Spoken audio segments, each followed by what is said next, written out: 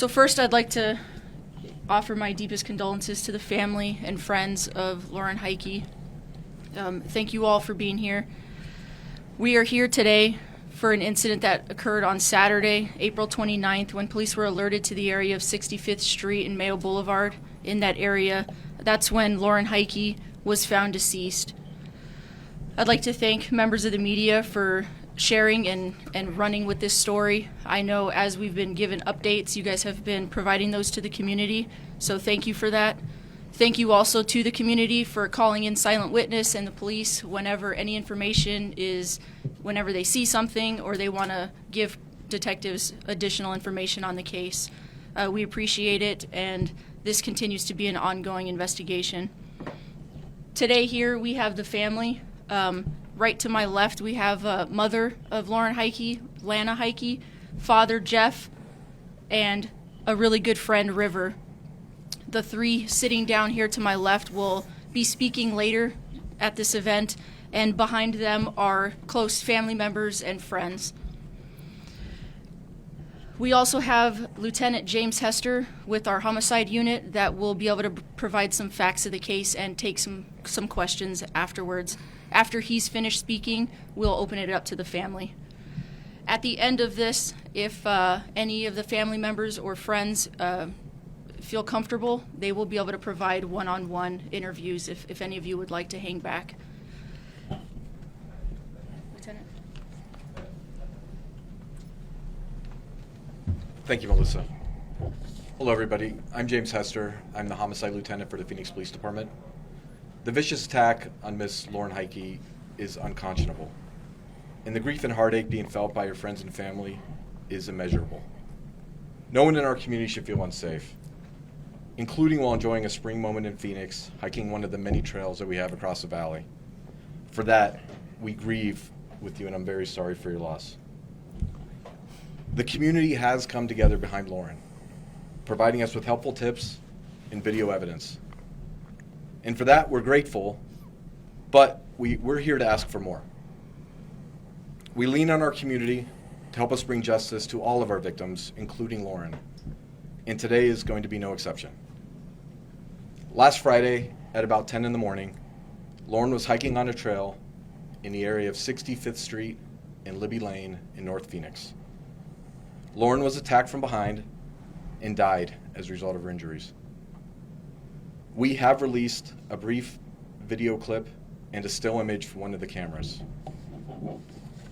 We are looking for a male between 5'8" and 6 foot tall, wearing dark clothing and a backpack. We believe someone would have noticed this person either before the attack or after he fled from our scene. We ask anyone with any information to contact Silent Witness at 480-WITNESS or for Spanish language, 480-TESTIGO. We will exhaust every resource to bring justice to Lauren and her family.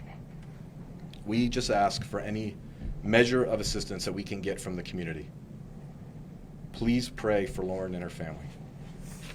Thank you, and I can take any questions you have. You mentioned it Friday morning. She was found Saturday. Yes. She was in a location where she wasn't easily viewable by those that utilized the trail. So we are confident that the attack happened Friday morning. You mentioned she was attacked from behind. Was a weapon used?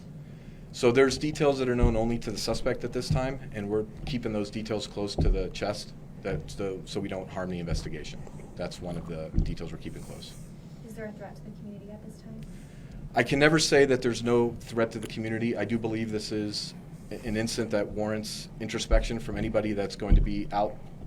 There's never any reason for everybody in the community to feel completely unsafe. However, if it was me and my family, I would be taking precautions just to be sure. I don't want to cause a panic, but I think a measure of safety can be implemented by everybody. I just want to make sure that we're clear. This person that from the video, you believe he's the suspect? Yes. Do you believe that Lauren knew the suspect? Again, there's details. We're hunting down all leads. We will not disregard any information or any possibilities. We're not willing to say that right now, but as soon as we can and provide more information, we will. Did Lauren live around the area? Were you able to provide the context why she was hiking in that area that morning? Yes, she lived in the area. Is this a trail that she had frequented before? There's, again, information that I don't want to release in case it's relevant to our suspect search. Are you able to say what time that attack happened Friday morning? Yes, between 10 and 11 a.m. And the video that you released, what time was that video of the person crossing that area, your person of interest? I don't have the exact time, but what I can do is, at the conclusion of this, I can get that exact timestamp for you if you need it. Was it Friday as well? It was. Are you looking for any other suspects tied to this? So we believe that the person in the video is our suspect. However, for us, it would be naive of us to say that there was no chance of anybody else being involved. So we are looking for any information that may lead us to this suspect or additional suspects. Is there any indication that the suspect has done something like this before? Nothing that I'd be willing to talk about right now. You say she wasn't easily visible from the trail. Did the attack occur on the trail? I believe that the initial attack occurred on the trail, yes. In that case, did the suspect move her body? I'm not willing to go into that, I'm sorry. Who found her? It was a caller. It is a neighborhood with homes in the area, and someone noticed something that appeared out of place and investigated. Have you investigated any other attacks or bodies found in this general vicinity in the last, say, 24 months? I'm unaware of any, but that is one of the avenues our investigators are looking for any suspicious persons, any unresolved violent acts. That's part of our investigative process. Was anything taken from her person, her phone, jewelry, anything like anything? I apologize, but I'm not willing to divulge a lot of the information as it could be relevant to our case right now. Are you able to say, I apologize if this is difficult, are there any indications that she fought the suspect? Again, if there's information that only a suspect would know, I have to steer clear of it so I don't harm the investigation, so I just can't answer that right now. But once we get more information we're able to share it with you, we will. Obviously, your detectives have spent, and you, I'm sure, have spent a great deal of time on this. Can you speak about, I mean, the people who maybe know something, maybe saw something, what would you want them to know? I mean, this is obviously something you guys have invested a lot of time and resources. Maybe someone who's like her family and friends, obviously grieving. Thank you. Thanks for that question. So this trail is utilized by the community. There's a lot of folks that use that. They ride horses. There's evidence of off-road vehicles. There's lots of people that utilize this space.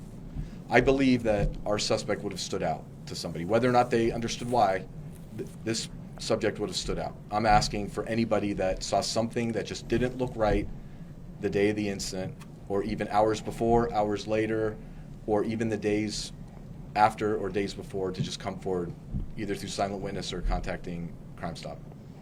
Stood out why? How he was dressed, long sleeve, backpack, on a hiking trail? The behavior, in my opinion, was so heinous that I would imagine that the subject would be displaying behavior symptoms that just would look out of place. Are you able to say if the intent of the attack was clear? I can't say. I'm sorry. Thank you very much.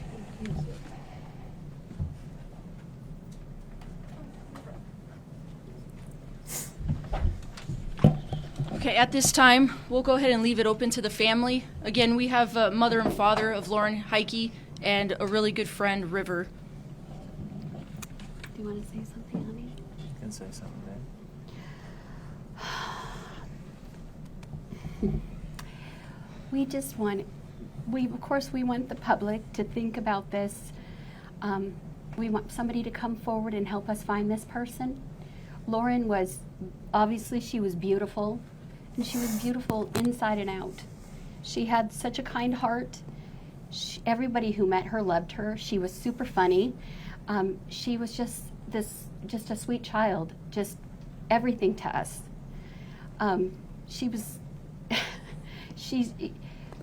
they are always your babies, but even her, she just was.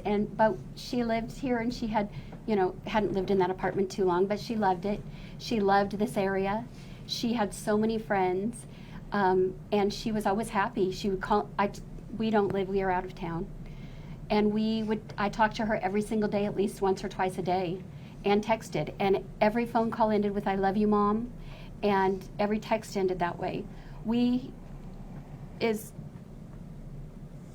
horrific. I'm sorry. As hard as this is for us, we're grateful because we had such a beautiful child. We feel like we're grateful she had beautiful friends. We have been bombarded. Everybody who has ever met her says she was so sweet and so kind and so loving, and they loved her. And we take a lot of comfort in that. We know that person, and we're grateful for all the people who have reached out. And we're happy that her last moments, she loved to exercise. She was walking, and we know she was happy. She went out that morning on a beautiful day to do what she does every day. And we just want the world to know what a sweet person she was and what she meant to us and to our family and what a void it leaves for us. But we also know that this dark period, we'll have her memories, and we will love her every minute that we are on this earth. Yeah. She was my little girl. I'm going to miss her terribly. It's okay, honey. I just hope they can find whoever did this to her. We really, really are begging people Please, to come forward. If you know something, come forward. If you know something, Help us out. if you have seen something unusual, somebody wearing a backpack or a hoodie or whatever the video, it's hard to tell, in a sunny, hot day, that person will stand out. And when you've done something, you are going to be unusual. If you think it might be something, if you have an inkling, please contact the police. We're praying that all of you people will help us. I know someone knows something that can help us. We want her to just be remembered, and we want people to help and just know she's so beautiful and sweet and very sweet. Like, we did worry because she was so nice to everybody. If she was in the store, I would always say to her, "Lauren, you can't trust everybody." Yeah. But she was that kind of person, and we wouldn't trade that personality for anything because that's the person we love. So, Riv? Yeah, no, she just, she definitely had the ability to change anybody's life. No matter what they were going through, if you interacted with Lauren, she was just an amazing individual. And I just want everyone to dig as deep as you can to find anything or any type of information that just leads to finding out who did this to her, because I mean, she woke up that day just so happy, and we just can't imagine what could have happened to her. So it's just, please, like, dig deep as you can. I just want to say that River and Chloe and Lauren were like 3 amigos. They talked every single day for hours. And if anyone, I know she loves you guys so much. Thank you. Thank you. We just need help finding whoever did this. I know you might see, Lauren, this photo here and videos. The one thing that we ask the public to see is that this isn't just another girl. We all have people in our lives. This is somebody's daughter. This is somebody's sister. This is somebody's niece. This is somebody's granddaughter. This is somebody's best friend. This is a true person. This is somebody that we all have that special somebody in our lives. And Lauren was that person to so many people. So we ask you, if you know something, if you know this person, you've seen this person, even though if this person is involved in your circle, we ask, what would you do if this was your little sister? If this was your daughter? If this was your niece? We just ask and plead that you would find it in your heart to make that call and to tell us what you do know or tell the authorities. We ask that. Sorry, we don't have your name, sir. My name's Ron Ownhouse. Can you spell that for us? Ohnhaus. Thank you. I'm so very sorry Thank you. Thank for you. your loss. You know, as I can only imagine what these past few days have been like for all of you to lose someone so wonderful. You mentioned that she loved to hike and she loved to exercise and do those things. Did you talk to her that morning? Can I answer that?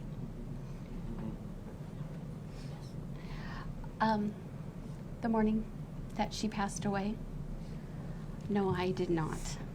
I talked to her the night before. River, he spoke with her that morning before she went walking. Yeah. And I tried to reach her later. Yeah, we spoke about, that morning we had talked for, I would say, a good amount of time to understand that she had woken up with an amazing attitude, and in specifics, Chloe and I had just asked what we were all thankful for that day, and she had specifically just said that she was so thankful to just wake up another day so positive, and the ability to go get a coffee and go on a walk and do whatever she was wanting to do that day. So yeah, we did talk to her that morning. She was, every day the kids would talk, and every morning they would say what they're grateful for. And it's funny, I didn't know if I should share this because she's 29 years old, but I made her a blanket when she was 4 years old with my grandma, a blankie. And she always took it with her everywhere. And when we went to her apartment to clean it out, it was on her couch. She still cuddled with it. It's a ratty old mess, but that's the kind of girl she was. I mean, she was literally precious, So we're happy. We're grateful that morning we know she was happy. We know that she did what she normally would be doing. She got up, talked to her friends. It was her day off. She got her coffee, and she went walking, and she was happy. And we take peace, and that helps us a lot. We don't know what we need. We need people's help to tell us what happened after that. And that's what we're asking. Please think if you've seen something, if you were in that area, if you know of somebody strange or a friend that is acting weird, somebody out there knows this person. Yeah, she was on a walk that morning, and people, it's been mentioned that Lauren, as you all can see, she's stunning, and someone saw her on a walk. There's no doubt in my mind that somebody didn't see her or a camera caught something. As we all know, there's that ability. So dig deep in your thought on Friday morning if you live or were around that area to think that, did you see this blonde walking down a street or on her phone, or did you look twice at somebody? And if you did, let somebody here know. Because she wasn't unnoticeable. She wasn't invisible, that's for sure. I echo these same sentiments as a member of the media, just how I can't even put myself in your shoes. So thank you for speaking today, each and every one of you. River and Chloe, you were in constant communication with Lauren. After you didn't hear from her after the hike, when did something feel off?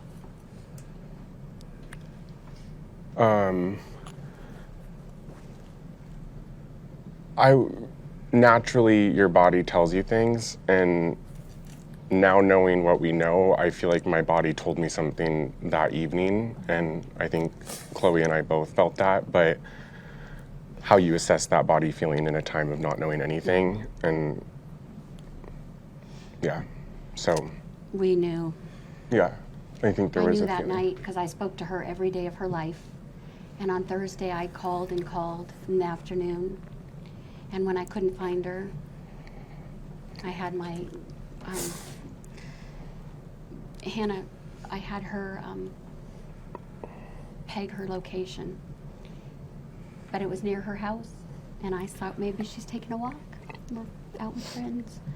So the next morning, I knew, and that's when we called the police.